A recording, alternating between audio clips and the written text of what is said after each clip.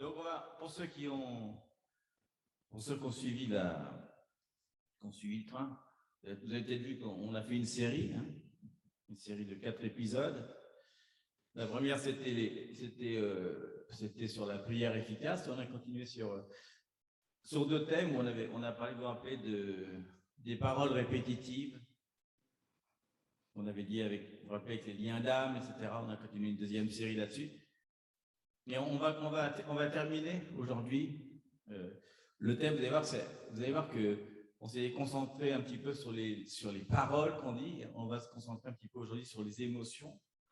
Et on va voir que les émotions et les paroles, c'est pas séparé. En fait, toute cette histoire l'enseignement d'aujourd'hui a commencé par un papillon.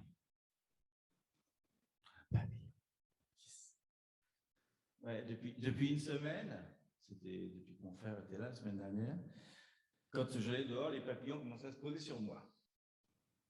C'est quand même pas vrai qu'on dit, pourquoi les papillons se posent sur moi? Chambon, je sais, mais quand même. Mais bref, des papillons partout. Où qu'on aille, on était en vacances un petit peu, partout on allait dans les hôtels, dans les spas, dans les sculptures partout il y avait des papillons.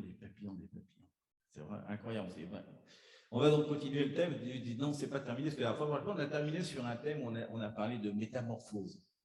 Il a dit qu'il fallait métamorphoser nos pensées, renouveler nos pensées, c'est-à-dire métamorphoser, c'est-à-dire changer de forme, en fait. Si on voulait prendre la parole, c'est quand il y a marqué je changerai par exemple vos douleurs en joie. Donc ça, c'est une métamorphose. C'est-à-dire quand il dit par exemple douleur en joie, c'est pas 2 choses différentes, les 2 sont des émotions très opposées. L'amour, la haine, c'est 2 émotions. Mais si on regarde comment elles sont des métamorphoses. Comment on peut métamorphoser nos émotions? On avait dit qu'on allait faire de la rééducation émotionnelle. C'est le général du truc, c'est comment on va se rééduquer, comment on va. Vous n'avez pas rééduqué, on dit. Bref, c'est une rééducation. Donc, rééducation, on connaît bien, puisque. Discipliner, oui, bon, c'est bon. Remanier, nous rediscipliner, parce que vous avez peut-être remarqué quand même que vous pouvez regarder autour de vous, même à l'intérieur de nous, on a beaucoup de dons, on a plein de choses, on a plein de trucs, on a des super qualités. Je ne parle pas forcément dans l'Église d'ailleurs, même dans le monde. Il y a plein de gens qui ont des dons extraordinaires. Il y a des génies dans la musique, il y a des génies dans la science, des génies dans la peinture, vraiment des génies, des gens qui à 5 ans sont extraordinaires. Et tous, ils vont chuter à cause de leur caractère, à cause de leurs émotions, tous. Et dans le monde chrétien, on a aussi de grandes personnes qui sont très très fortes, et si on regarde des fois leurs trucs, pas tous heureusement, ils vont tous chuter à cause d'un truc stupide. Leur ministère va s'arrêter parce qu'ils ont fait quelque chose qui n'était absolument pas dans le plan de Dieu. Donc c'est tellement important ce qu'on ressent, la façon de ce qu'on dit, etc., que c'est peut-être la chose la plus importante qu'on va enseigner, parce que le reste, c'est Dieu qui le fait. Mais il nous a donné, entre l'action de notre corps qui fait quelque chose et notre esprit renouvelé par le Seigneur, entre les 2, il y a cet énorme paquet d'émotions, de pensées, ce qui n'est pas l'intelligence, ça n'a rien à voir. On peut avoir une super intelligence, mais des pensées complètement désagréables. On peut être très intelligent, mais nos pensées, elles sont des pensées de convoitise. Vous voyez ce que je veux dire, Et nos émotions sont différentes, et la dernière partie du corps, qui est le self-control, la maîtrise de soi, où est-ce qu'elle est, Si on n'a pas la maîtrise de soi, de ses émotions, de ses pensées, on peut avoir très intelligent, je veux dire, et très spirituel, les 2, le maximum, et pourtant, le résultat, c'est négatif. C'est pas bon. Pour le Seigneur, comme il dit à la fin, je ne vous ai même pas connu, Carrément. Donc c'est dur. Donc on a parlé de rééducation émotionnelle, on connaît tous la rééducation physique, c'est le kinésithérapeute, ça on connaît bien. On se dit toujours, oui, c'est bien, quand on a eu un accident, on va accepter d'aller faire une rééducation physique. Pourquoi est-ce qu'on n'accepte pas une rééducation émotionnelle? J'ai voulu prendre la définition de la rééducation physique. Il y a marqué, c'est la spécialité qui consiste à assurer, regardez bien si vous parlez en émotionnel, la prise en charge des personnes atteintes d'un handicap ou d'une incapacité physique dans le but d'en minimiser les conséquences physiques, psychologiques et économiques. Si on dit ça la même chose émotionnelle, quelqu'un qui a une incapacité émotionnelle ou un handicap émotionnel, parce que handicap, ça viendrait dire que c'est de la naissance, qui viendrait de ses parents, par exemple, quelque chose qu'il a acquis lui-même, et on veut en minimiser les conséquences physiques et psychiques en même temps. Vous voyez, il y a quelque chose de fort là-dessus. Hein. Donc je vais le micro pour ça. Donc vous vous rappelez, je vais prendre une définition générale de l'homme et du plan complètement de Dieu, de la Genèse jusqu'à l'Apocalypse, en quelques secondes, pour qu'on arrive à se mettre dans le contexte, voir où on est situé, quelle est notre position d'autorité, où est-ce qu'on est situé. Donc vous vous rappelez, on est né de nouveau. Hein. Déjà, on a un esprit de Dieu en nous, parce qu'on est créé à partir de la terre. Hein. On va rappeler qu'il souffle dans un esprit. Mais quand on est né de nouveau, on reçoit l'esprit de Jésus, qui est le pneuma, hein, donc c'est un souffle. Donc on reçoit un esprit, donc il y a quelque chose qui est uni et indissociable, l'esprit de Dieu avec notre esprit spirituel. Je ne parle pas de l'esprit de l'intelligence, l'esprit qu'on a en nous qui fait l'esprit de vie finalement. Et indissociable de l'esprit de Dieu, on ne pourra plus jamais nous le retirer, c'est comme le café et le lait, hein, on l'a déjà dit. Et donc il est même dit qu'on peut, avec l'esprit de Dieu qui est uni avec notre esprit, il dit qu'on peut sonder les mystères de Dieu et les profondeurs de Dieu. Tu imagines à quel point c'est bien. Donc on dit, waouh, c'est génial. Donc on pense que ça a tout changé, qu'on est né de nouveau ou né d'en haut. Mais en fait, ça n'a rien changé parce qu'on vient avec un corps pécheur et on vient avec nos émotions d'avant. Donc ça, c'est pas résolu. C'est le processus. Donc, voilà, c'est le processus. Donc, vous vous rappelez que dans la pensée hébraïque et dans la pensée maintenant actuelle, parce qu'on a un autre mot pour ça, mais il y a le cœur, hein, qui n'est pas le cardia, mais le leb. Donc c'est le cœur et c'est le centre, on l'a dit d'un fois, je vous rappelle quand même, des pensées, des émotions et du self-control. Donc c'est tout ça qu'il faut rééduquer. Nos pensées, nos émotions et notre maîtrise de soi. Hein, c'est le contrôle. Donc, ce qu'il faut absolument, c'est connecter ça.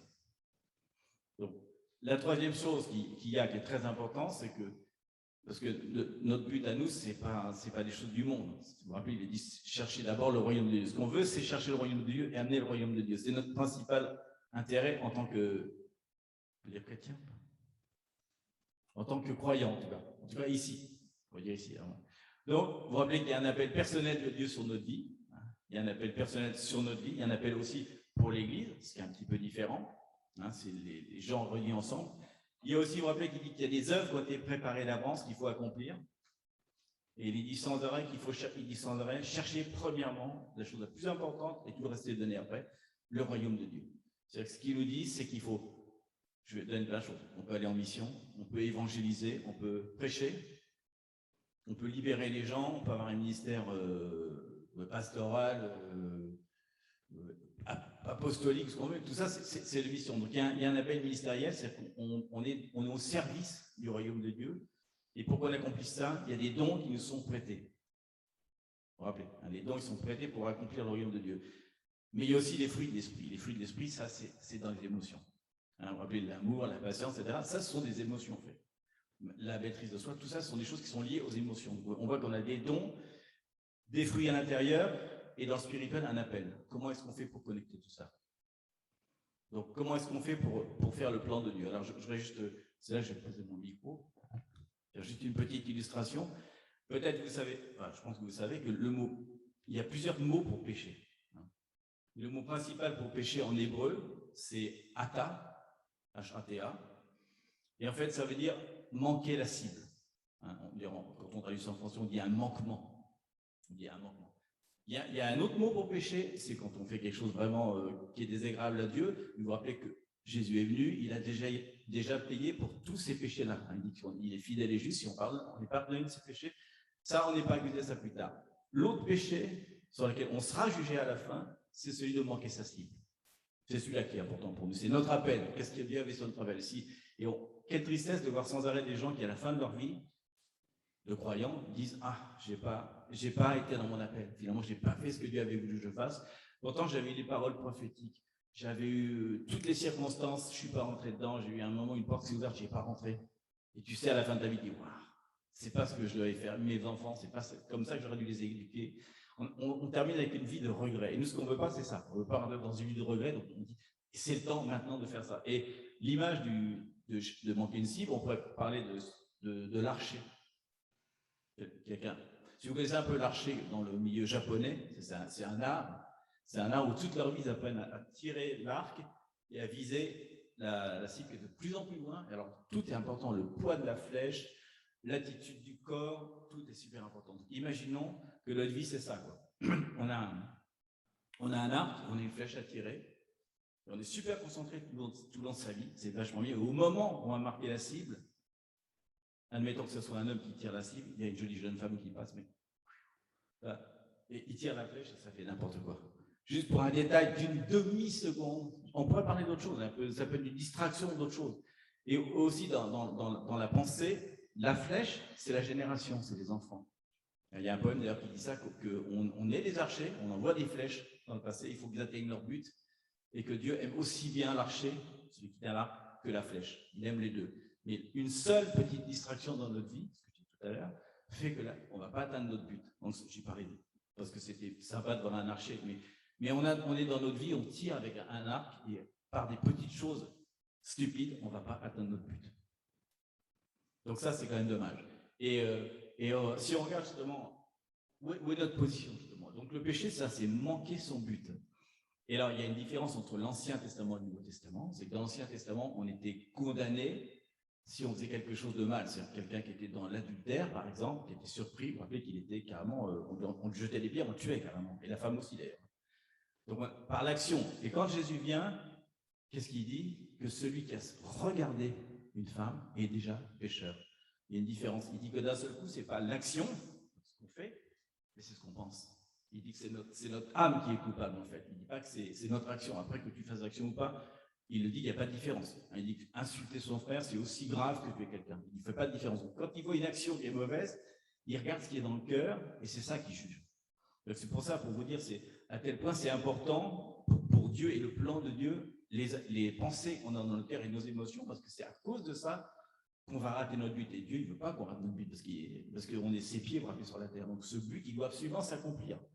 Donc, c'est pour ça, on a parlé tout à l'heure des paroles qu'on répète sans arrêt, parce que, on peut peut-être citer, dans Matthieu 15, 18, 19, je vous rappelle, on connaît très bien, il dit « Ce qui sort de la bouche vient du cœur ». C'est pour ça qu'on a parlé beaucoup de qu'est-ce que je n'arrête pas de répéter dans ma vie, quelles sont les phrases sans arrêt que je répète, des fois je ne me rends pas compte, c'est ce qui vient de mon cœur. Rappelez-vous, le cœur, c'est l'ève, le centre des émotions. C'est-à-dire ce que je dis, ce que je fais, tout ça vient de mes émotions. On ne peut pas faire quelque chose sans une pensée. À chaque fois que tu fais un acte, tu l'as forcément pensé. Donc, comment ton émotion va modifier ta pensée, comment tu vas agir? Donc, il dit, ce qui sort de la bouche vient du cœur, et c'est ce qui souille l'homme. Car c'est du cœur que viennent les mauvaises pensées, les meurtres, les adultères, les impulsités, les vols, les faux témoignages, les calomnies. Oui, il dit ça encore, Jésus, pardon. C'est Jésus. Il dit que les choses qu'on fait dans la vie réelle, qui sont mauvaises, voler, tuer, tromper sa femme, c'est déjà au niveau de l'émotion que ça a commencé. Donc, il n'essaye pas de corriger notre action, parce qu'on sait que si on veut corriger notre action, c'est très difficile. Si on ne corrige pas la base de l'émotion, on va la contenir pendant un moment, mais on sait que ça va exploser. Il y a des gens qui disent oui, j'ai fini par apprendre à ne plus m'énerver, de ne plus être en colère, etc. Et au moment où il dit ça, il y a quelqu'un qui passe, puis il bouscule. On voit que d'un coup, ça ressort. Parce que c'est impossible de contrôler des choses comme ça, quoi. Donc si on n'a pas vraiment contrôlé, moi je vais dire plutôt un métamorphosé, on a carrément fait l'inverse, c'est ce que Dieu veut qu'on fasse. On commence dans un truc, mais il veut qu'on fasse l'inverse. Si on commence dans la haine, ce qu'il veut, c'est qu'on ait de l'amour, il ne veut pas qu'on ait une haine moins forte. Il veut l'opposer, il veut nous métamorphoser, c'est pour ça qu'il dit sans arrêt métanoïa, repentir, changer. On va voir ça. Donc, je vais prendre ça. Donc, la plupart des pensées qu'on a, on l'a dit déjà avec la parole, elles sont en fait contraires au fruit de l'esprit. Souvent, les pensées qu'on a, si on peut les opposer, on a souvent de la haine, de l'impatience, de la tristesse, un manque de maîtrise de soi, de l'amertume, la volonté de dominer ou d'être connu, la colère, le non-pardon, la paresse, le découragement. Tous les fruits de l'esprit qu'on devrait avoir, et pourtant on dit que c'est quand on est né de nouveau que les fruits de l'esprit viennent, au début, ils ne sont pas comme ça. La patience, c'est pas un truc, on est né de nouveau, c'est que je suis patient, je suis plus en colère. On sait bien que ce n'est pas possible. Donc, il y a un processus que Dieu veut qu'on fasse. Et vous vous rappelez, dans Jérémie 1, il y a un moment, il dit que tout doit être renouvelé. Il dit arraché, démoli, ruiné, détruit. Et ensuite, seulement, il dit afin de construire. Donc, on doit construire, nous on sait, on doit construire sur le roc. Et on a parlé aussi il y a 2 semaines, on doit construire aussi sur un bon terrain. On doit se mettre sur un bon terrain et on veut exploiter ce terrain-là à 100%, pas à 30%, 60%. Donc, on doit conquérir ce terrain sur lequel il y a des mauvaises choses qui ont été semées par notre, on l'a dit, soit par notre notre génétique, par nos parents, ou parce que nous-mêmes, on a construit, ou les peurs qu'on a eues, tout ce qu'on a construit dans l'enfance. Il y a un moment où c'est plus important d'arracher, détruire, etc., avant de reconstruire. Et c'est ça que je veux parler aujourd'hui. La base de la guérison, je veux dire guérison, puisque ça, en fait, c'est une maladie. Pour nous, c'est une maladie. La base de la guérison, c'est quoi? On l'a dit au moins 3-4 fois, c'est la parole de Dieu. L'écriture est ce que Dieu nous dit directement. Donc on va le reprendre.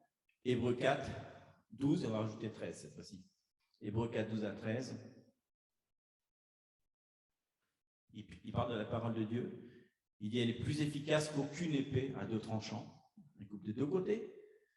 Elle perce jusqu'à la division de l'âme et de l'esprit. Vous vous rappelez qu'on est esprit, âme et corps. Donc il dit qu'elle fait 2 choses. Il dit qu'elle perce la division de l'âme et de l'esprit. Ça permet de couper cette séparation qui fait que notre esprit ne pouvait pas influencer notre âme, la parole de Dieu.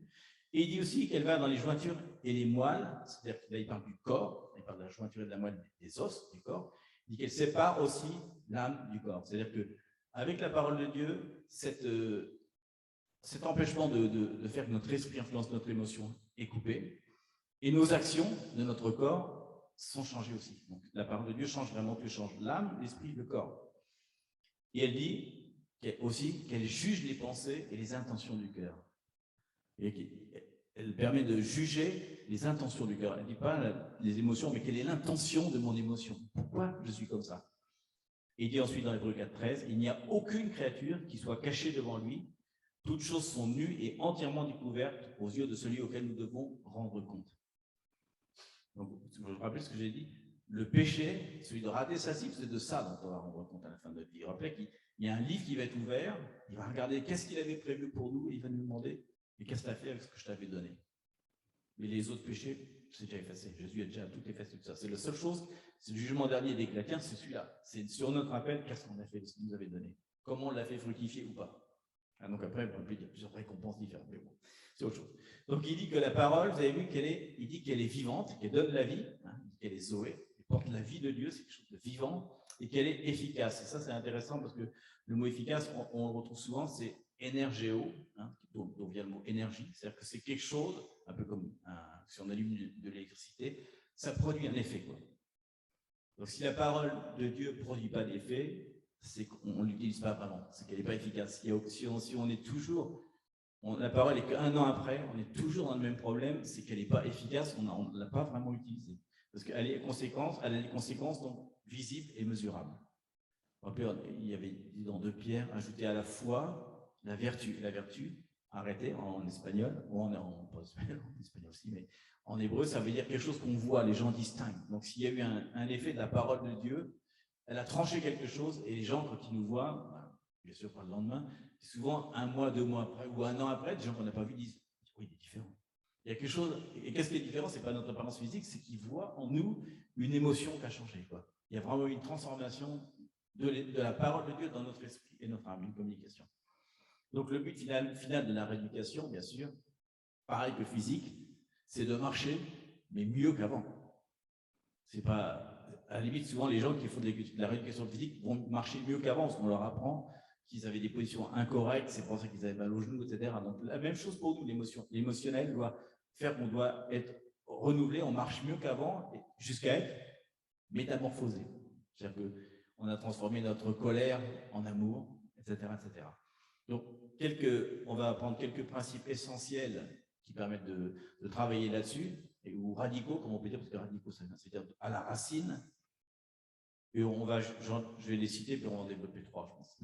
Donc la première chose, bien sûr, c'est connaître la parole. C'est peut-être pour ça que des fois qu'elle n'est pas efficace, parce qu'on ne la connaît pas vraiment. Donc si on connaît qu'une partie de la parole, c'est très complexe. Vous vous rappelez qu'on a dit ça, on vit dans une espèce d'anormalité dans nos émotions, nos paroles, mais on pense que c'est normal. On pense que c'est normal de dire « Ah, moi, de toute façon, je n'ai pas de mémoire ». Alors que Dieu a tout fait pour nous, tout est possible. Ça, c'est contraire à la parole. C'est marqué dans la parole qui peut tout en nous, qu'on est des héros, etc. Donc, une parole toute petite comme ça est contraire à la parole. Donc, c'est une anormalité. La normalité, c'est la parole de Dieu. On a parlé du système de croyance. Qu'est-ce que je crois? Quelle est on peut dire ma cosmovision même? Quel est le fondement de ma vie? Qu'est-ce que, quand je fais quelque chose, qu'est-ce qu'il dit? Ça c'est bien, ça c'est pas bien. Est-ce que faire ça c'est bien ou pas bien? La seule façon pour nous de savoir, la moralité, c'est pas un truc qui est vraiment acquis, c'est quelque chose qu'on connaît. Donc il faut connaître la parole, mais complètement. Sinon, on passe à côté de détails. Si on prend qu'un extrait, on va complètement passer à côté. Il faut ensuite accepter la parole de Dieu, bien sûr. Dire, OK, ça c'est bon, je m'accepte, c'est ma croyance. Je décide dans ma vie, c'est ça.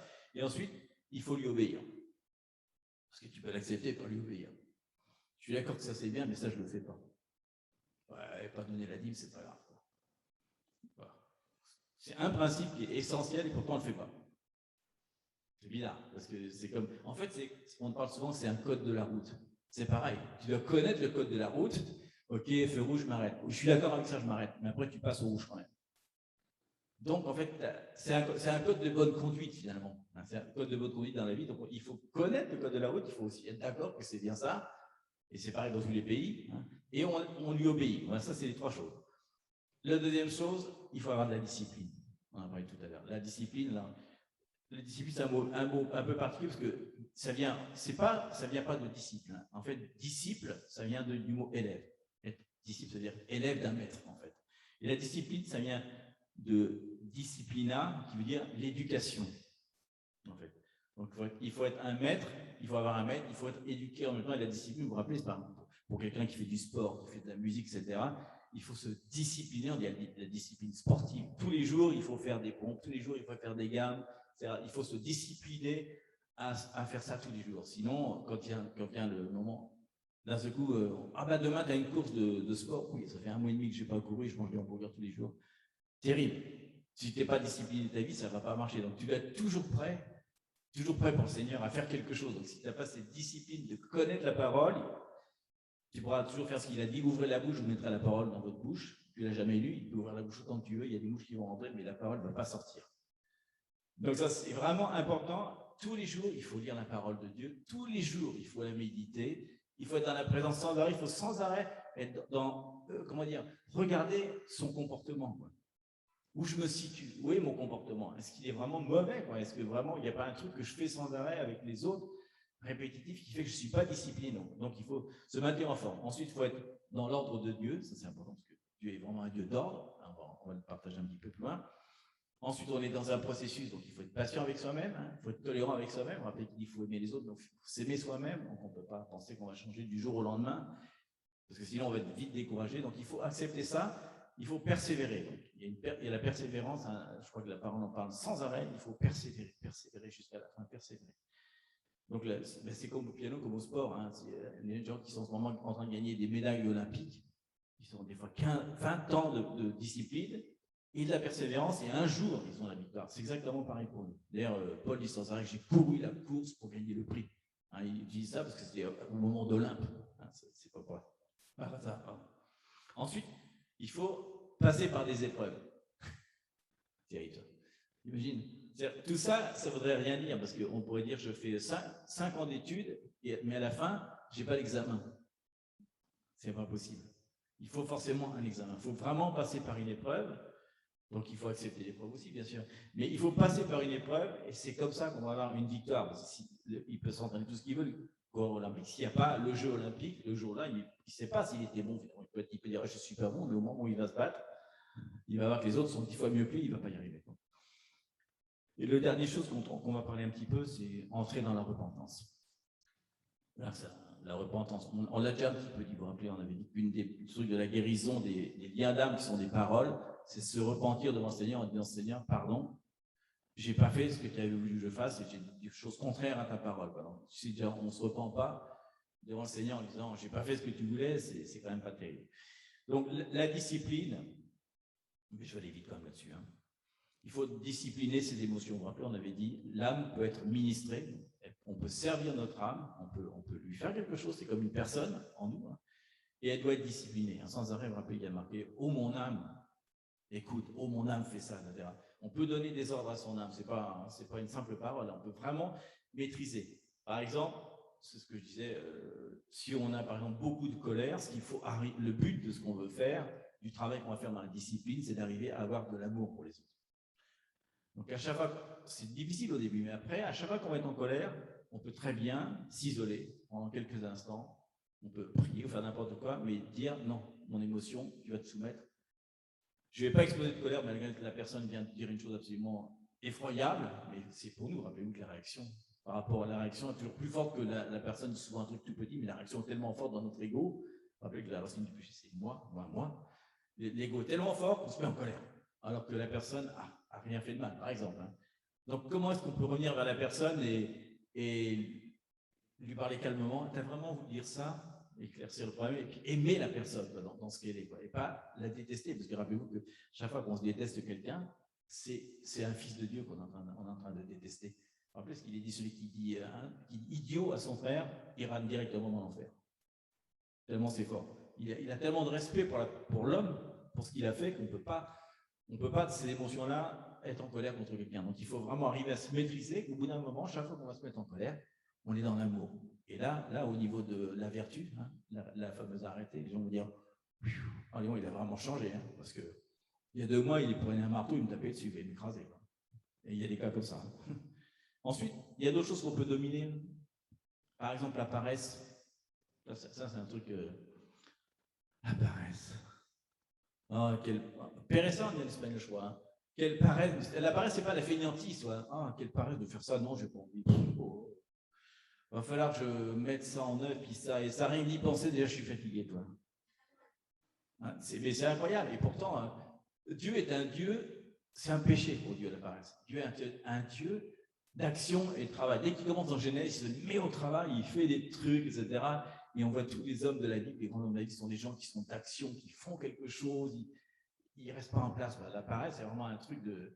En plus, il dit que la paresse, c'est souvent ce qui va emmener au péché. Vous vous rappelez de David, quelle paresse d'aller au travail. Mais il y avait cette jolie jeune femme nue qui était en train de se baigner d'un seul coup. À cause de ça, les problèmes où il s'est mis, il a été jusqu'à perdre son fils.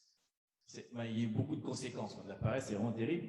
Et l'autre aussi, le découragement. Ça, c'est aussi un truc. On voudrait toujours que les choses se passent exactement comme on a voulu qu'elles se passent.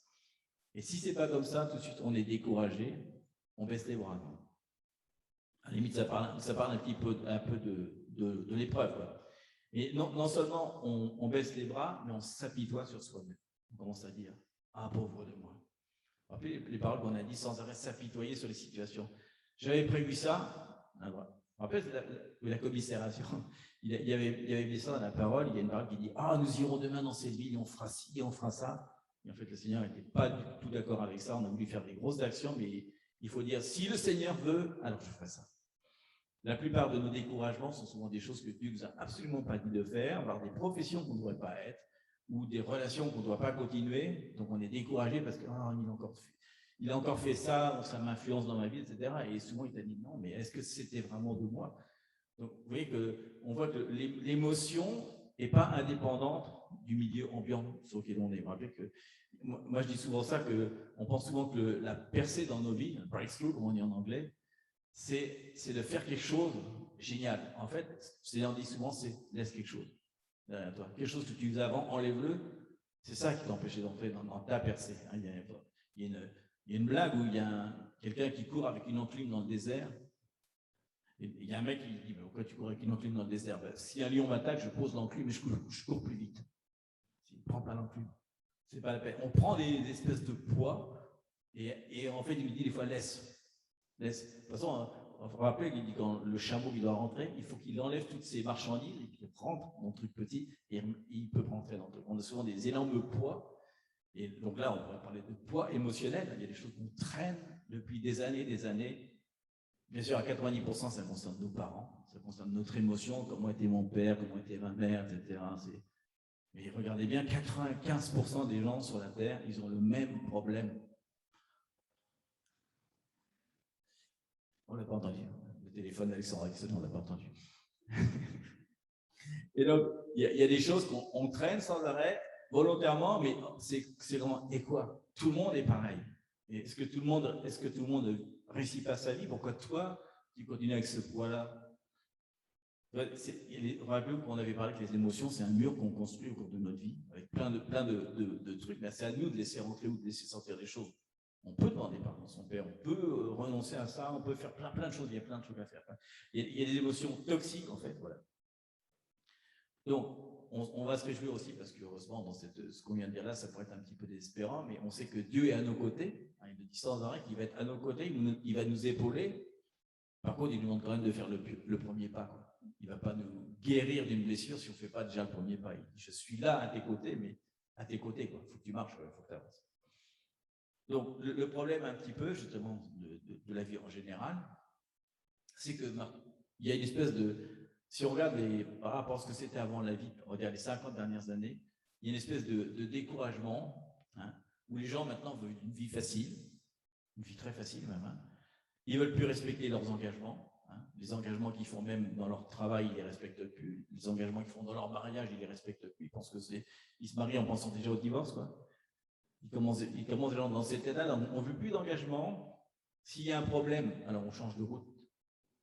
Il y a quelqu'un, oh mince, mon voisin avec qui j'ai un problème, moi je vais passer de l'autre côté parce que sinon, on ne veut pas résoudre nos problèmes. On change de route et on préfère s'isoler, être solitaire. Si on a trop de problèmes, dans ce cas-là, je m'isole. C'est pas grave. J'ai trop de problèmes de pensées négatives. Non, à chaque fois, je pense à mon père qui me battait, etc. Quand je fais quelque chose, je ne peux pas avoir une relation stable avec quelqu'un. Donc, on finit par s'isoler. Donc, c'est facile comme attitude, hein, c'est ce qu'on dit, mais ça ne va pas régler le problème, en tout cas. Donc, si on ne décide pas d'affronter un problème, il va demeurer, il va rester là, et en plus, il va revenir. Sans arrêt. Dieu, vous vous rappelez ce qu'on a dit d'épreuve, Dieu il va faire sans arrêt la même chose. Il dit, ok, tu n'as pas compris, je remets une couche. Oui, il change la personne, on dit ça, il est parti de ma vie, le lendemain, c'est un autre. C'est comme ça. Mais enfin, voilà, on est dans une société où la discipline, franchement, la discipline, c'est dur. Hein. On voit, avant, je ne sais pas si vous vous rappelez, mais il y a plein de gens qui faisaient du sport, plein de gens faisaient de la musique, plein de gens faisaient de l'art, etc. Plein de gens faisaient des poèmes, enfin, je ne sais pas si vous vous rappelez, mais maintenant, la jeunesse, telle que c'est maintenant, ou les gens qui sont maintenant, ça ne les intéresse pas, parce que passer du temps, non, on préfère.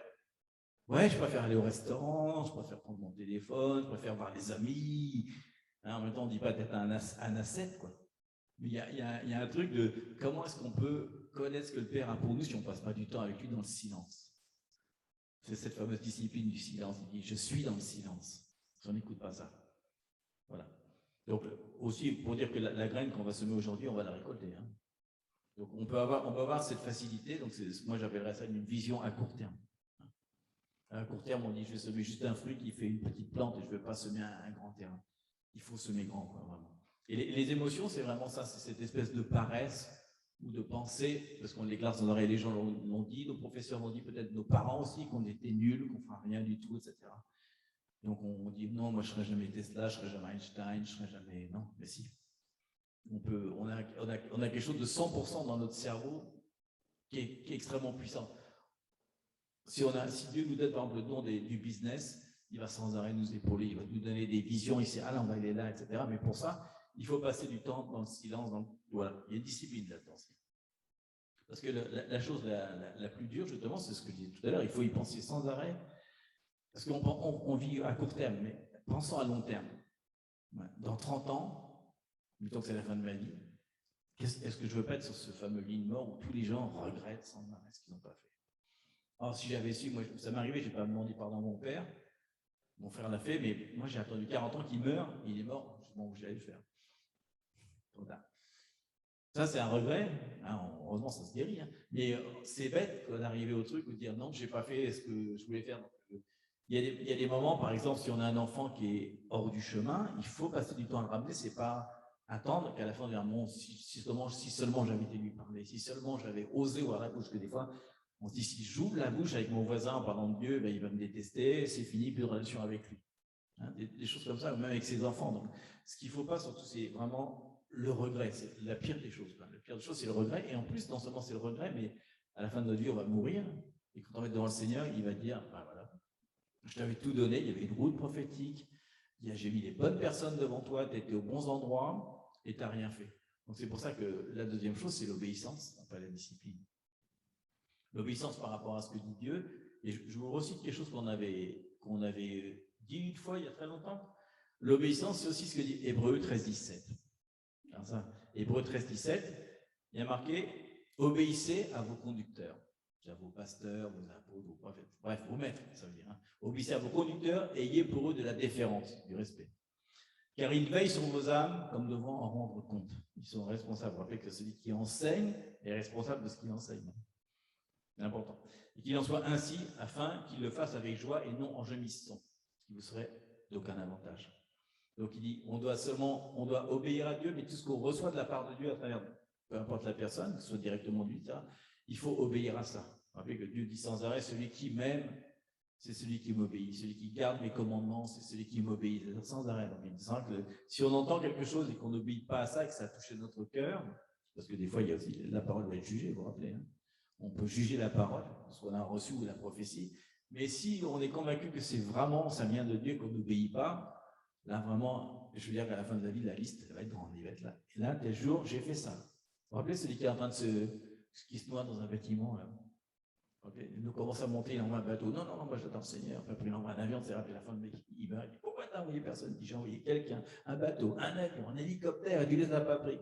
Toute ta vie, tu as été sans arrêt comme ça. Tu n'as jamais pris les portes que je t'ai ouvertes, jamais oublié aux choses que j'ai fait.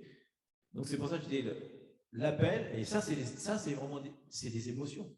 Le fait de ne pas obéir, souvent, c'est une espèce de rébellion. Moi, je connais bien ça. Hein. Parce que justement, il y a des parents qui n'ont pas su éduquer leurs enfants, ils ont éduqué comme avec un amour conditionnel, vous vous rappelez, toujours si tu fais ci, alors ça, ou alors avec des ordres terribles, donc ce qui fait qu'on a, voire des menaces, ce qui fait qu'on a appris, on dit l'obéissance, c'est pas bon. L'obéissance et l'amour, ça ne va pas ensemble. Il m'aime pas, j'obéis pas. Donc il y a une espèce de rébellion en nous qui fait qu'on ne veut pas non plus obéir au Père. Parce qu'on a une image, on dit obéir, surtout maintenant, c'est très peu populaire. Hein. Non seulement on veut la vie facile, mais obéir. T'imagines obéir à ses autorités comme c'est difficile, c'est ce qui se passe en ce moment. Est-ce qu'on va obéir à ce qu'il nous est demandé de faire? Chacun répondra. Mais bon, bref. Donc, on pense toujours que si on veut rentrer dans le plan de Dieu, la bénédiction, on peut le faire comme ça. Mais en fait, c'est faux. Hein? Dieu va bénir notre travail, mais il ne va pas faire notre travail à notre place. Donc, la discipline, l'obéissance, c'est des attitudes. Alors, on enseigne ça maintenant. C'est très difficile. On sait que ce n'est pas possible, la discipline et l'obéissance. Mais c'est ce que Dieu veut qu'on fasse. Il n'y a rien de changement des émotions qui va se faire comme ça, super facile. C'est forcément un travail difficile au sens que c'est douloureux. Parce que, vous vous rappelez qu'on a dit, si on veut changer, par exemple, notre colère, il va falloir aller réfléchir. Où est la racine de la colère? À quel moment c'est rentré? Et se confronter à son passé pour arriver à voir la racine et pouvoir pardonner la personne ou demander pardon, se repentir, parce que ça peut, nous, des fois, qui on fait ça, ça va être forcément un processus douloureux, mais on sait qu'une fois que la racine est arrachée, il y a un énorme soulagement. Je pense qu'on a tous ici eu des émotions, il faut que j'articule pas. On a tous eu des émotions douloureuses qu'on a pu résoudre, hein, on a pu même demander des fois pardon à quelqu'un, et vous avez vu le soulagement qu'on a tout de suite instantanément. Il y a un soulagement, mais on le fait avec la parole de Dieu. Vous rappelez qu'elle est efficace, donc d'un seul coup, en fait, l'Esprit de Dieu rentre dans nos émotions. Il est en train de guérir ça. Donc c'est important. Et je vais aller rapide aussi. Je vais voir le test de l'épreuve, par exemple. Parce que ça, c'est finalement ce qui a montré, est-ce que ça a changé ou est-ce que ça n'a pas changé? Et il y a marqué ça dans 1 Pierre 4,12. 1 Pierre 4,12, il y a marqué, j'aime bien, c'est pareil, il y a marqué, bien-aimés, ne soyez pas surpris. Il dit, ne soyez pas surpris comme si c'était étrange ce qui vous arrive, de la fournaise qui est au milieu de vous pour vous éprouver. Parce que des fois, on est surpris. Ouais, moi, ça m'est arrivé il y a 2 ans avant qu'on se marie. Elle m'a dit une fois, on va travailler les fruits de l'esprit. Quel est le fruit de l'esprit que tu aurais développé que tu n'as pas? J'ai dit la patience. Mais tout de suite, j'avais tout de suite la patience. Et on était super. Moi, je pensais qu'un mois après, on allait se marier, et il s'est passé 2 ans, parce que Dieu a travaillé sans arrêt. Il a vu que tout ce qui n'allait pas en moi, tout ce qu'il fallait qu'il réside en elle, pour qu'on puisse. Donc, la patience, il a fallu que je passe par l'épreuve. Et à la fin, il dit, c'est bon? Parce qu'au bout d'un an, j'ai dit, non, un an, c'est bon, non, c'est pas encore assez. Je vois que c'est pas vrai, quoi. J'ai été encore impatient. Je voulais absolument rentrer tout de suite. Je dis, j'en ai marre, je veux qu'il y ait un enfant, j'en ai marre de faire les brèves. Alors que ce n'était pas le plan de Dieu, il y avait un temps précis, on le sait plus maintenant, pourquoi l'année même exactement, mais voilà. Donc il ne faut pas qu'on soit surpris, que si on veut travailler le pardon, on dit non, je suis quelqu'un qui ne pardonne pas facilement, pendant plein de temps, il va t'amener plein de gens pour que tu passes l'épreuve. Ok, vas-y, bon, pas mal. Deuxième, pas mal. Troisième, jusqu'à ce que finalement tu aies le bac, tu es 18 sur 20. Il va dire, bon, il n'y aura plus qu'un petit truc, parce qu'on ne pourra pas non plus parfait jusqu'à la fin de notre vie, mais il va travailler ça sans arrêt. Donc, on va passer sans arrêt par des épreuves, hein, comme vous vous rappelez, quand Jésus, à la fin, quand il dit « Et il fut rempli du Saint-Esprit ». Et au moment où il dit ça, et il l'amène dans le désert. Et il va dire, on va voir s'il est rempli du Saint-Esprit. Même Jésus, il dit, on va voir. Et il va lui mettre des épreuves, il va passer les épreuves, donc il rentre dans son ministère. Et ça, il y a au moins 5-6 passages où il y a marqué, pour les apôtres, Paul, je ne sais pas quoi, et ils furent remplis du Saint-Esprit. Et au moment où ils sont remplis du Saint-Esprit, Étienne va être passé sous la pierre, va être tué. Il va passer dans une épreuve terrible et tout le corps de Christ va être confronté à des énormes persécutions parce qu'ils sont remplis du Saint-Esprit. Donc il va voir, on va voir si vous êtes remplis du Saint-Esprit. Est-ce que vous êtes capable de l'utiliser pour vous délivrer, quoi. Donc, et même Jésus dit à un moment, je vais préparer les épreuves pour que tu puisses passer par les épreuves. Il dit, pourquoi il ne dit pas directement des épreuves? Il dit, non, il faut que tu passes les épreuves, Pierre. Il faut que tu sois persécuté, sinon tu ne pourras pas passer l'épreuve. Donc c'est important. Hein. Les fournaises, donc il faut que ça soit quelque chose de normal. Hein. Donc si on arrive à marcher selon la parole et à comprendre que c'est juste un passage provisoire et que c'est pour notre bien, on va c'est marqué sans arrêt, que si on franchit cette étape, on va pouvoir grandir spirituellement. Donc la transformation, la métamorphose, en fait, elle vient à travers les épreuves. Donc, on prend une décision de ce qu'on veut faire, et on dit en mon âme, je veux que ça soit ça, et ensuite on se met au travail, on se met à l'épreuve. Donc Dieu va dire, ok, je suis fidèle avec ça, tu veux en effet faire ça, c'est bien, parce que c'est quelque chose qui t'empêche de marcher dans ta vie, mais je vais te donner des épreuves. Vous vous rappelez ce qu'il est dit, Dieu est avec nous. Il ne nous laisse pas, il ne nous met pas l'épreuve, il nous laisse passer par l'épreuve. C'est comme avec Job. Hein. Il est toujours sur Job, il dit ok. Et à la fin, il dit waouh, Job, c'est vraiment un mec génial, j'ai tout enlevé. Et il s'est plaint avant de l'épreuve, mais après, il a fini par accepter. Et finalement, il a gagné l'épreuve, il a gagné encore plus. C'est vraiment un modèle. Mais il dit bien, il dit au diable ok, vas-y, fais-le passer par l'épreuve. Moi, je ne vais pas lui imposer des épreuves. Fais ce que tu veux avec lui, mais moi, de toute façon, je suis là avec lui. Touche pas à ta vie, c'est tout. C'est quelque chose que tu ne peux pas faire. Donc, ce n'est pas Dieu qui invente les épreuves, mais il nous laisse passer par là, il est toujours avec nous derrière, et il regarde comment nos émotions, comment notre rééducation émotionnelle peut se faire. Donc, en fait, et souvent ce qui montre d'ailleurs dans l'épreuve, il montre souvent que c'est nous qui devons changer. Parce que dès qu'on est dans l'épreuve, on pense que c'est les autres qui doivent changer. On a toujours l'impression que l'épreuve, elle vient des autres. En fait, non, on s'aperçoit que si on arrive à changer, je vous l'ai dit, une émotion, c'est rien qu'une réaction à un stimulus. Mais la réaction est plus forte que le stimulus. Parce que quelqu'un peut te dire un truc tout petit, ta réaction est exagérée parce que derrière, il y a toute cette espèce de background, de fond que tu as fait grandir en toi, que tu as permis année après année. Donc, c'est pas tout de suite ça va s'en aller. Par exemple, moi, ça m'est arrivé souvent, ça m'arrive encore, je suis désordonné un petit peu au niveau du rangement. C'est quand tu as beaucoup de choses. Par exemple, dans ma pièce de musique, j'ai plein de trucs partout.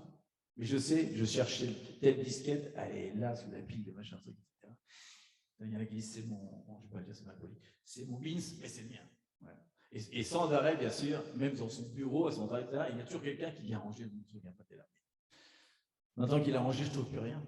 Pourtant, il a bien ordonné. Et en fait, on accuse la personne. C'est un exemple. Hein. Et en fait, qu'est-ce que Dieu voulait là-dedans? Non, c'est un Dieu d'ordre. Il dit, tu dois être ordonné. C'est pour ça que je te fais passer par cette épreuve-là. Le jour où tu vas comprendre que tu es ordonné, c'est bien plus facile de trouver des choses qu'on sait catégoriser. On pense que c'est plus facile dans le désordre parce qu'on est un peu paresseux, on ne veut pas ranger sans arrêt. J'ai fini mon boulot et je rentre chez moi, je ne range pas mon travail. Le lendemain, ça va être le désordre. Quoi. Donc, Dieu est vraiment un Dieu d'ordre. Donc, ce qu'on veut dire, ce que je veux dire, c'est qu'à travers les temps difficiles, on va plus c'est marqué dans Romains 8, 28. Hein. On ne va pas le lire. Romains 8, 28 est marqué. Nous savons du reste que tout concourt au bien de ceux qui aiment Dieu, hein, de ceux qui sont appelés selon leur dessein. C'est-à-dire que quand on va aller dans le dessein de Dieu, dans son appel, tout concourt au bien. Toutes les épreuves qu'il va te mettre, etc., ce sont que des épreuves pour te faire grandir, pour te changer, pour te métamorphoser. Et le but de Dieu, ce n'est pas ta petite personne à toi, il s'en moque que tu sois plus colérique. Il dit parce que cette émotion qui n'est pas bonne en lui empêche qu'il fasse mon plan à moi. Hein, vous vous rappelez que tout ça, c'est pour Dieu. Hein, c'est pas, on ne cherche pas à faire notre plan, mais le plan de Dieu. Donc Dieu nous change par amour, mais aussi par amour pour le plan de Dieu. Ce qui importe pour Dieu, c'est le plan de Dieu. Ce qui importe, c'est son royaume. Parce qu'il sait qu'il va de A à Z. Nous, on connaît, on a l'écriture hein, jusqu'à l'Apocalypse, on sait ce qui doit se passer. Et plus on va aller vite à faire le royaume de Dieu, plus il va revenir vite et plus ça va se terminer, quoi, cette histoire. Donc voilà. Donc il demande aussi autre chose, c'est d'arrêter de se focaliser sans arrêt, et on passe souvent toute notre énergie, on se focalise sur tout ce qui ne va pas dans nos vies, ou dans le monde même d'ailleurs, hein, souvent c'est vraiment ça, sur les critiques, sur les déceptions, on focalise et on finit par, nos pensées finissent par être tellement concentrées qu'on a une vue, comment dire, très proche, là. Souvent on est là, on regarde nos pensées, etc. Et en fait, il faut prendre il faut mettre un énorme recul, parce que le fait de passer son temps, le temps c'est quelque chose de pour Dieu extrêmement précieux, son énergie, sa force sur ce qui ne va pas, ça ne va pas, certainement. On verra jamais les situations qui vont se transformer, on ne va jamais aller de l'avant, parce qu'on va être sans arrêt concentré sur ce qui ne va pas. Écoutez-vous parler ou écoutez les gens parler, du monde ou croyants, vous verrez comment les gens se concentrent sur ce qui ne va pas dans leur vie. Et ils perdent un temps fou. Hein, on lit sans arrêt, on parlait de la miséricorde. Et quand on voit des gens qui font ça de façon répétitive, c'est bien de leur dire « Et tu vas faire quoi ?» Oh, pauvre petit. Encore une fois, ton ami t'a trahi. Mais attends, tu sais, l'histoire du malade là, qui dit au médecin, j'ai mal à la tête, j'ai mal au foie, j'ai mal au corps, j'ai mal aux jambes. Il dit, ah, vous avez cassé le doigt, c'est votre doigt. C'est ton doigt, c'est toi-même.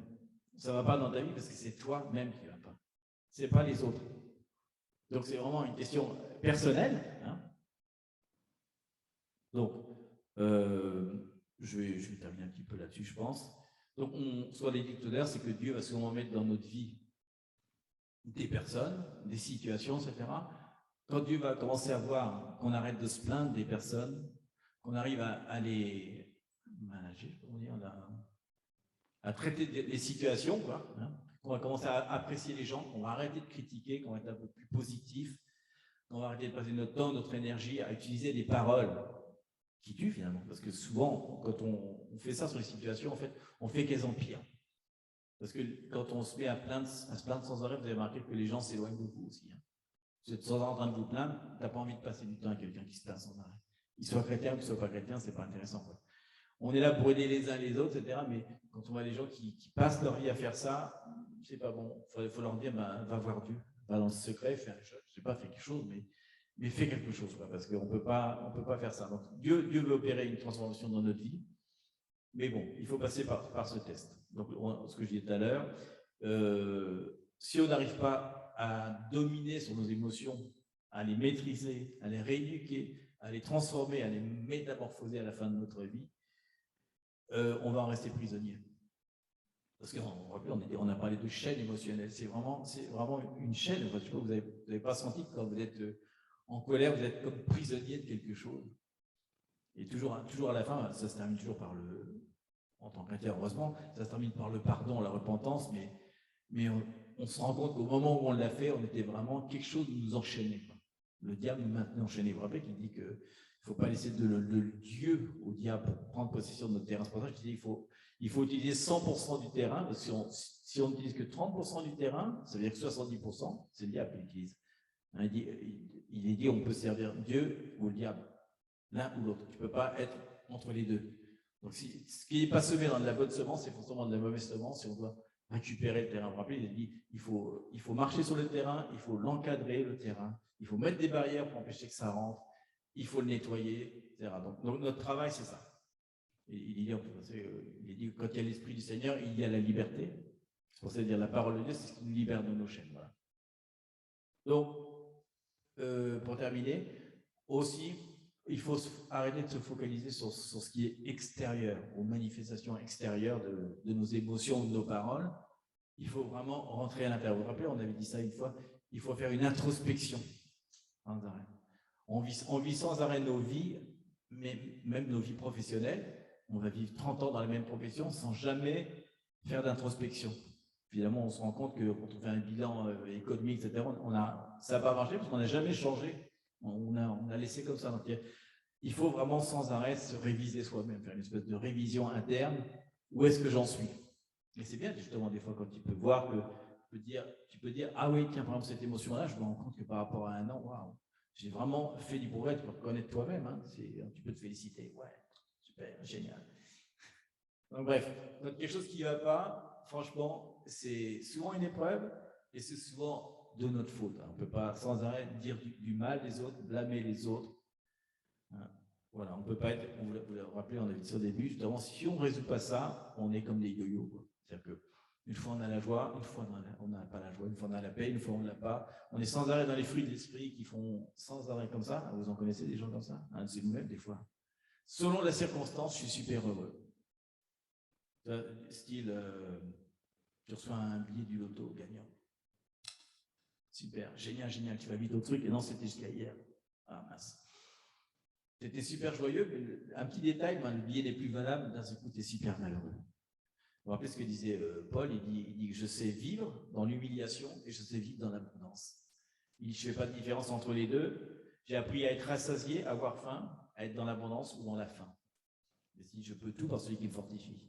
Donc, imagine, on parle de quelqu'un qui est en prison et il écrit toutes les lettres de motivation, dont je parle un petit peu là finalement, de motivation de nous. Il les met alors que lui, il a des vraies chaînes, il est battu tous les jours, il est dans la faim, il arrive à motiver les autres. On ne se rend pas compte, il dit « Oh, bien aimé », il y a des super phrases, et quand tu regardes le contexte, mince, il est dans une prison, dans un endroit tout à fait terrible. Et nous, on ne peut pas arriver à sortir de petites circonstances, on continue à être dans cette émotion négative. Et je vous rappelle que le but final, ce n'est pas de changer l'émotion, c'est de pouvoir rentrer dans le plan de Dieu. Faire que ces émotions ne sont plus dans notre chemin. C'est-à-dire que ce qu'on pense, ce qu'on reçoit de la part de Dieu, il n'y a pas d'émotion contraire et notre action, elle est conforme à l'esprit. Voilà. Donc l'émotion, c'est, vous rappelez, on a déjà parlé là-dessus, l'émotion, c'est bien. On peut rire, pleurer, etc. Ça, c'est très, très bien. Il y a même des émotions plus dures. Par exemple, vous savez que David, quand il va perdre Absalom, son fils, il va être dans le deuil. Il va dire à un moment, et il décida dans son âme, c'est suffisant. J'arrête, je rentre, je passe à autre chose maintenant. Déjà parce qu'il savait en plus c'était de sa faute. Mais voilà, lui, il n'a pas baissé les bras. C'est comme Paul, il dit d'un seul coup, mon émotion, ça suffit. Oh, mon âme, ça suffit. J'en peux plus, quoi. Donc, je vais terminer là-dessus. On a vu la discipline, etc. Donc, il faut dominer les émotions. Donc, on va les reciter quand même, les plus courantes, les plus fréquentes qui empêchent le plan de Dieu quand même. La colère, bien sûr. La paresse, le découragement, terrible. La révolte, c'est quelque chose qui ne plaît pas vraiment à Dieu, ça. La révolte, c'est terrible. Ce sont en fait que des poisons. Donc, si on veut être béni dans notre vie, il faut vraiment arrêter ça. Donc, on a parlé de rééducation de nos paroles. On voit qu'on parle de rééducation des émotions. Et comme on le disait au début, on voit que les deux sont reliés ensemble. Ce qu'on fait, c'est ce qu'on pense. Ce qu'on dit, c'est ce qu'on reçoit. Et les actions qu'on fait dépendent de ce qu'on pense et de ce qu'on pense, oui, qui est vrai, et de ce qu'on sent au niveau des émotions. Donc, il faut arriver à mettre un espèce d'accord. Et bon, je vous rappelle à nouveau que la seule chose qui peut nous permettre de faire ça, c'est la parole de Dieu. Donc, la parole de Dieu, soit on la lit, soit on la reçoit de la part des pasteurs ou n'importe qui, ou de Dieu directement. Et si on n'y obéit pas, si on ne les met pas en pratique, nos émotions ne vont certainement pas changer, on ne va pas rentrer. Et je parlais de la repentance tout à l'heure. La repentance, c'est un thème qui ne plaît pas beaucoup parce qu'on pense toujours que c'est une espèce de se battre avec des orties, quoi. Alors que la repentance, ce n'est pas ça du tout. Vous vous rappelez, il dit, Jésus le dit dans Matthieu 4, 17, repentez-vous, il dit exactement, changez d'attitude. Car le royaume des cieux est proche. Oui, il parle des émotions. Il dit métanoïa. Il dit changez vos émotions et votre façon de penser, parce que le royaume des dieux arrive. Nous, on est vraiment dans ce moment des derniers temps. On ne peut pas continuer à penser la façon dont les chrétiens pensaient il y a 150 ans ou même 70 ans. Si vous connaissez l'histoire du mouvement, il y a eu les évangéliques, il y a eu les fous de Dieu, il y a eu les Jesus Freaks, il y a eu les évangéliques. Il y a ceux qui tombaient par terre sans arrêt. On a eu plein de mouvements en fait, qui sont passés. En ce moment, on voit que le mouvement qui se passe en ce moment, c'est vraiment la présence du Père qui est en train de s'établir. On voit que les derniers temps arrivent. Donc, il y a des choses qui sont en train de le peuple de Dieu est en train d'être séparé, jugé. On voit sans arrêt des choses qui sont en train de fermer, des choses qui s'ouvrent. Il y a quelque chose de puissant en ce moment. Et il dit, dans les derniers temps, quand le royaume des cieux va approcher, il va falloir changer notre attitude. Changer ça, vraiment changer notre façon de penser et de nous comporter, quoi. Et j'aimais bien, j'ai trouvé ça hier dans Romains 2,4, il est marqué, savez-vous que c'est la bonté de Dieu qui vous pousse à la repentance?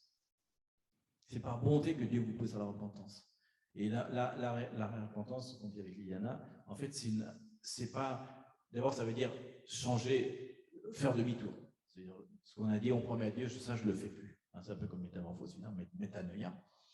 Et c'est une réponse à son amour. Il dit qu'il nous a aimé le premier, c'est une réponse à son amour inconditionnel.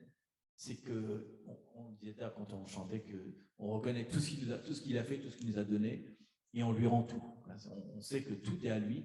La repentance, c'est aussi donc faire demi-tour, mais on lui rend tout. C'est-à-dire que mes pensées, mes émotions, elles sont à toi. Je te laisse faire le travail. C'est ça, la repentance, c'est ça. C'est abandonner quelque chose. Et oui, c'est pas négatif parce que c'est pas quelque chose c'est pas quelque chose forcément qui fait mal et on parlait de ça avec Lina justement la dernière fois, en repensant à toute notre histoire, on fêtait nos 10 ans de mariage la dernière fois. Et je me suis battu pendant des années avec la présence que je voulais avoir quelqu'un dans ma vie ou pas. Et un jour, j'ai vraiment renoncé. Un soir, j'ai dit Seigneur, j'abandonne tout. Je cherche plus rien, je veux plus rien. Je suis tellement bien tout seul comme ça dans ma maison.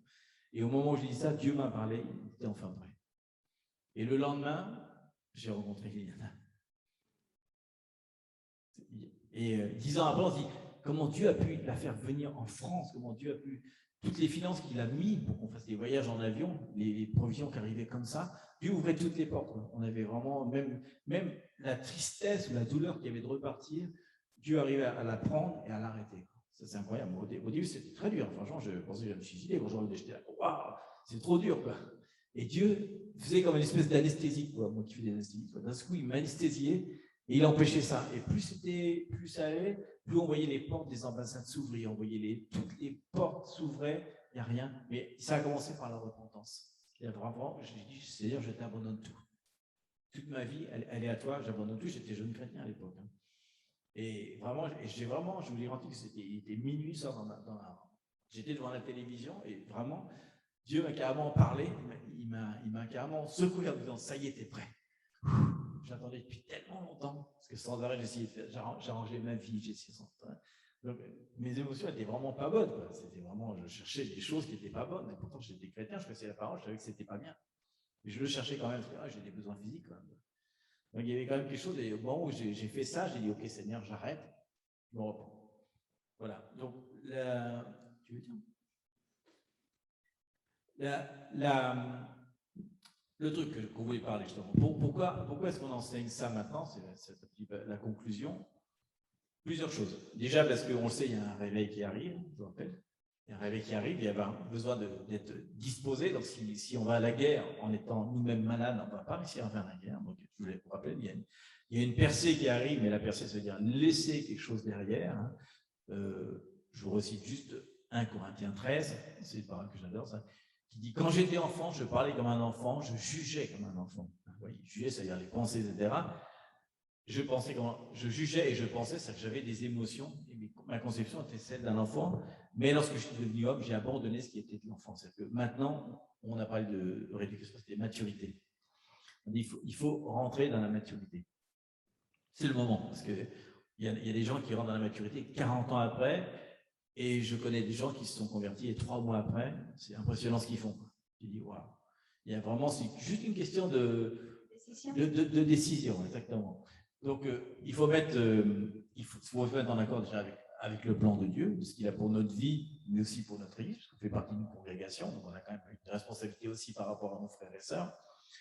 Et tout ça, ça commence déjà par contrôler nos émotions, parce que sinon, nos actes vont pas être conformes à ce qu'on spirituellement on est, à qui on est spirituellement. Parce qu'on sait, je sais qui je suis en Christ. Il dit, je sais ce que Christ veut de moi, mais maintenant, est-ce que je fais ce qu'il veut de moi? C'est pas sûr. Parce qu'il y a cette espèce de filtre qui empêche sans arrêt les émotions. Surtout ce qu'on disait tout à l'heure. Il y a des fois, on reçoit un super plan de Dieu et on pense qu'on doit contrôler les autres, que les autres nous doivent quelque chose par rapport à ça. Et on est un corps, on est tous d'accord. Donc on est tous un appel super fort, mais il y a plein d'émotions négatives qu'il faut en même temps enlever parce qu'elles empêchent d'avoir la clarté. Donc, libérer de nos chaînes, et aussi quitter des zones d'ombre en nous. Parce que la lumière éclaire, mais elle éclaire en effet une pièce, mais si dans ta maison, tu as allumé la lumière que dans les toilettes, il n'y a que dans les toilettes que tu es bien, quoi. Si tu n'as pas donné la porte de ta chambre à coucher, de la cuisine, ce que tu manges, comment tu traites ton corps, de tous les trucs cachés, des jeux vidéo que tu fais, qui n'a pas donné les clés, c'est pas grave, je peux faire des jeux vidéo avec des trucs d'horreur, c'est pas grave, ça ne m'influence pas, c'est ce qu'on pense. Ouais, la lumière, elle est forte, mais en même temps, il faut ouvrir toutes les zones d'ombre, donc il faut sans arrêt aller voir à l'intérieur de nous-mêmes, ce que j'ai dit tout à l'heure, c'est faire un check-up. Vous rappelez que la cause la plus fréquente des pannes de bagnole sur l'autoroute, c'est pas la panne de la voiture, c'est qu'ils n'ont pas fait la vidange, tout simplement. La vidange, c'est un truc tout petit, c'est tout bête, mais si on ne change pas l'huile de sa voiture, le moteur va s'arrêter, c'est sûr. Donc il faut sans arrêt faire la vidange de notre âme. Oui, c'est génial le thème. J'aime beaucoup. Ça fait mal, mais c'est bien. Ça fait mal. C'est pas cool. Mais je pense qu'on est dans... Non, c'est bien, parce que la lumière, il faut qu'elle nous éclaire, pardon. Et surtout, je pense que Dieu, il est en train de changer notre base. On est en base d'argile. Il faut des fois que ça casse. Hein? D'argile. Un vase. Un vase d'argile. Un vase d'argile. Il faut casser le vase. Mais il faut les casser. Parce que, en fait, voilà, c'est ça. Le bon vin arrive. C'est celui de la fin. Il faut soutenir la gloire de Dieu. Et là, c'est ce que Dieu nous a parlé cette année, au début. Tous ensemble. Il faut regarder notre fondement. Il faut nous regarder qu'est-ce qui ça va pas en nous, afin que le Seigneur, tout ce que Dieu nous va donner, on peut vraiment soutenir. Et c'est pas pour nous, hein, comme on dit tout à l'heure, Tommy, c'est pour montrer sa gloire. Et que le monde entier connaît ce qui est Jésus. Vraiment, c'est le roi qui va venir. C'est la vérité. C'est ça, sur 100%. Même si tu ne le crois pas ou non, c'est comme ça. Oui, il faut vraiment se rappeler, c'est important. Hein, je l'ai dit tout à l'heure. L'ennemi vous attaque pas personnellement, il attaque le plan de Dieu à travers vous. Vous, il n'a rien à faire. Parce qu'il sait déjà qu'il a perdu la bataille par rapport à ça. Il sait déjà que vous allez mourir. De toute façon, vous êtes déjà sauvé. Ça ne l'intéresse pas, mais s'il peut arrêter le plan de Dieu, donc forcément, l'ennemi peut rentrer que sur des émotions. Il n'a pas accès à l'Esprit. L'Esprit Saint, il ne peut pas y accéder. Notre corps, il peut aussi y accéder, mais il a que les émotions. C'est la seule porte d'entrée qui peut faire qu'il va changer le plan de Dieu. Quoi. Donc, je vais raconter une petite histoire, un petit témoignage avant de prier, parce que je pense qu'il est important de partir. Et quelqu'un m'a raconté une histoire cette semaine, justement. Et elle est très, très, très malade. Vraiment très malade. Parce que l'ennemi peut venir comme ça. C'est pour ça que je ne sais pas pourquoi tu me dis de le dire, je vais le dire comme ça. Et elle est très malade, malade physiquement, et évidemment, il n'y a pas d'espoir, c'est pas d'espoir, mais comment décourager un peu avec sa maladie, etc. Et donc, elle est dans sa chambre, elle était comme ça, elle dit, je ne peux plus vraiment, elle croit en Dieu en plus, elle est croyante.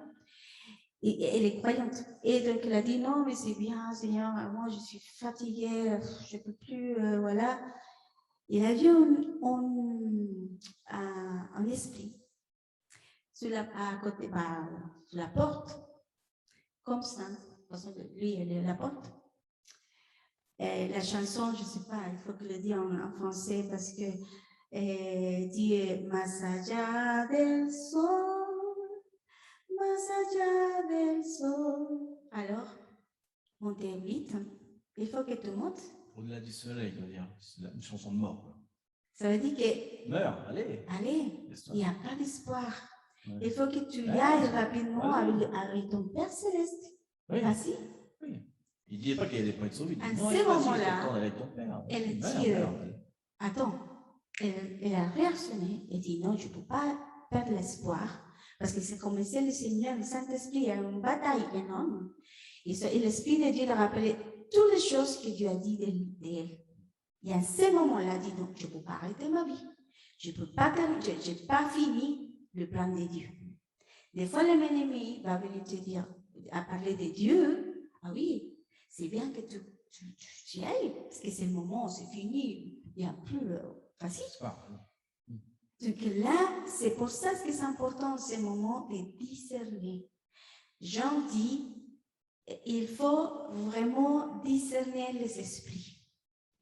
Et ce moment précis, il y a beaucoup de bruit, on parle toujours de ça, désolé, mais c'est pour dire, faites attention à ce que vous écoutez, ce que vous mangez, c'est ce que vous nourrit et c'est ce que vous mangez. Donc, il faut manger la parole. Il faut manger ce que Dieu dit. Vous ne pouvez pas rester dans ce que vous disiez, ah, c'est la parole, c'est normal. Non, c'est pas normal ça. C'est pas normal d'écouter. Il faut que vous partez. Hein. Non, attends, tu me dis que je dois faire ça.